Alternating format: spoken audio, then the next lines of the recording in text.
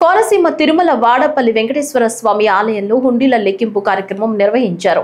శ్రీ వెంకటేశ్వర స్వామి వారి, శ్రీ విశ్వేశ్వర స్వామి వారి ఆలయ హుండీల నుంచి 28 రోజులకు గాను 1,42,16,807 రూపాయలు ఆదాయంగా లభించినట్లు డిప్యూటీ కమిషనర్ నల్లం సూర్య చక్రధర్రావు తెలిపారు.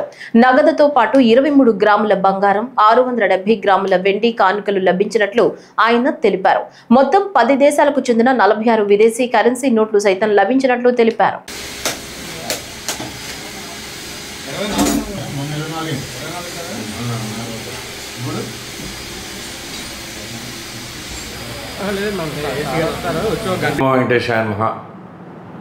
వాడపల్లి గ్రామంలో వేయించేస్తున్న వెంకటేశ్వర స్వామి దేవస్థానంలో 2 రోజులుగా హుండీలు తెరవగా మెయిన్ హుండీలు విశ్వస్వామి ఆలయంలో కలిపి 1,19,58,204 రూపాయలు మరియు అన్నప్రసాదం నుండి 22,58,603 రూపాయలు వెరసి మొత్తం 1,42,16,807 రూపాయలు రావడం జరిగింది.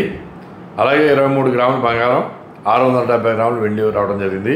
అలాగే 10 దేశాల నుండి 46 విదేశీ కరెన్సీ నోట్లు కూడా రావడం జరిగింది.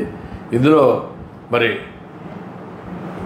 వి సత్యనారాయణ గారు, ప్రసాద్ గారు తనిఖీదారు రాజమండ్రి, డి సతీష్ కుమార్ పర్యవేక్షకులు కోనసీమ జిల్లా, B Kiran Kumar third grade కూడా పాల్గొన్నారు. వీరు కాకుండా గ్రామస్తులు, పెద్దలు, అలాగే పోలీసులు, పత్రికా విలేకరులు మరి అందరూ కూడా పాల్గొన్నారు. కెనరా బ్యాంక్ వారికి ఇవన్నీ కూడా ఇవ్వడం జరిగింది.